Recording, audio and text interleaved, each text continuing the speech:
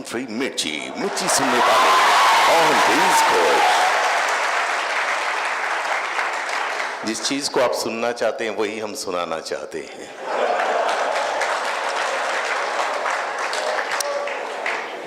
शुक्रिया एक बार और।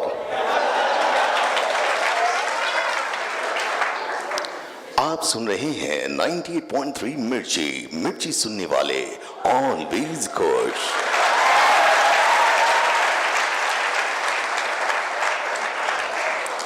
आगे भी बोलें कि बस यही बुलवाते रहोगे? शुक्रिया मनीष सर। एंड स्वर्ण जयंती वर्ष चल रहा है आपका ये। प्रांतीय युवा प्रकोष्ठ के सभी युवा यहाँ पर जो जोरदार हमारा स्वागत किया, पुष्प गुच्छ के साथ, पुष्पमाला के साथ, बहुत बहुत शुक्रिया आप सभी का। आप सभी को देखकर 15-20 साल पहले हम चले जाते हैं, 15-20 साल पहले और उससे भी पहले जाते हैं। मैट्रिक का एग्जाम देने वाले थे, बहुत डर लगता था। और जैसा सर आपने कहा ना कि जब भी आप नहीं पढ़ते हैं तो एक ही नाम याद आता है, भगवान पास करवा दे, या कोई बाबा है कोई ताबीज दे दे। एक बाबा के पास हम गए थे, पास करवाने की ताबीज लेने के लिए। ताबीज देंगे, मंत्र फूकेंगे और हम पास कर जाएंगे। बाबा के पास गए, बाबा से पूछा। जय हिंद दोस्तों पूरी का एग्जाम देने वाले थे, बहुत डर लगता था। और जैसा सर आपने कहा ना कि जब भी आप नहीं पढ़ते हैं तो एक ही नाम याद आता है, भगवान पास करवा दे, या कोई बाबा है कोई ताबीज दे दे।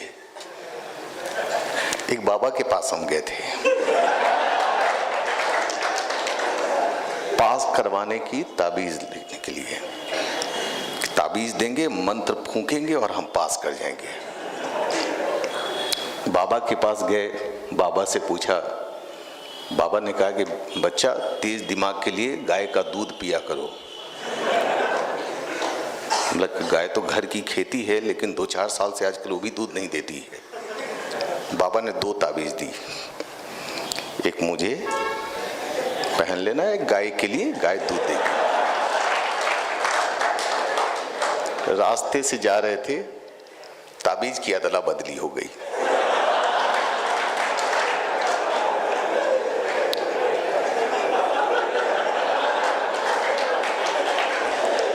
अपनी वाली ताबीज गाय को पहना दी, गाय मैट्रिक पास कर गई।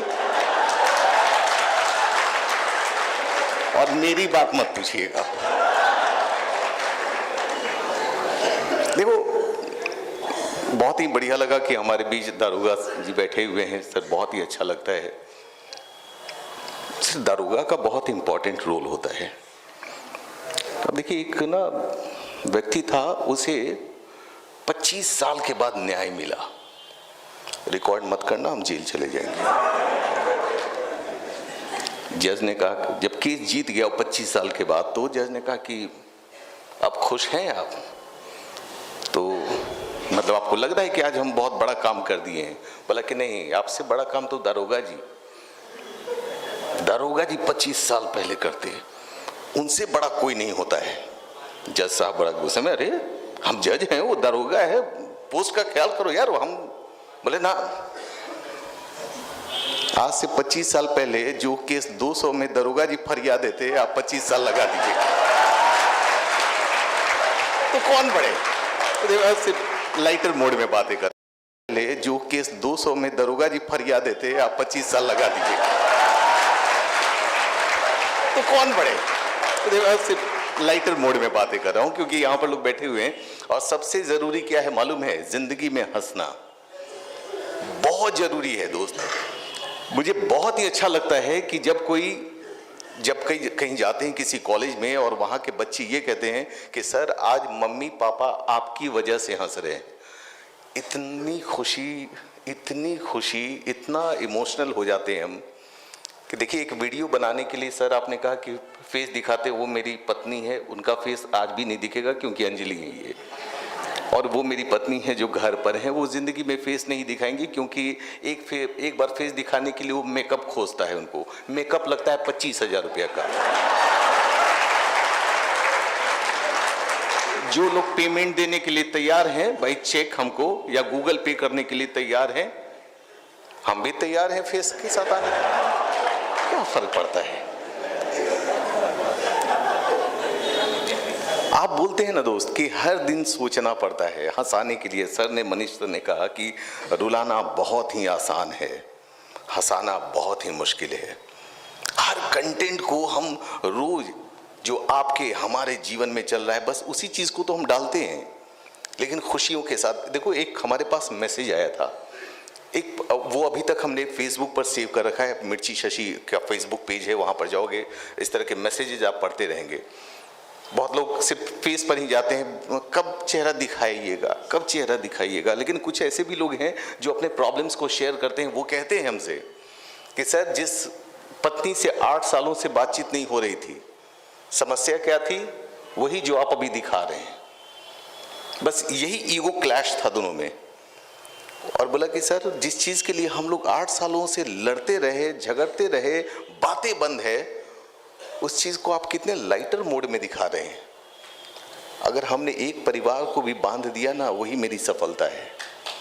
अगर आप ये मत सोचो कि हम दूसरे का मजाक उड़ा करके लोगों को हंसा दिया, बहुत बड़ी बात नहीं है। खुद पर कभी मजाक उड़ाओ और सामने वाले को हंसाओ, वो मजा मिलेगा। फिर आपको लगेगा कि हाँ, दिन भर की ताजगी चली है। ये पॉजिटिविटी इसे ही कहते हैं दोस्त।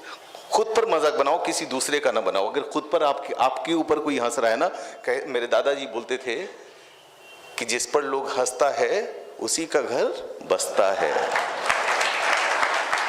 तो अगर आप किसी को हंसा रहे हैं, अपने ऊपर से हंसा रहे हैं, तो उसी का घर बसेगा। ठीक है।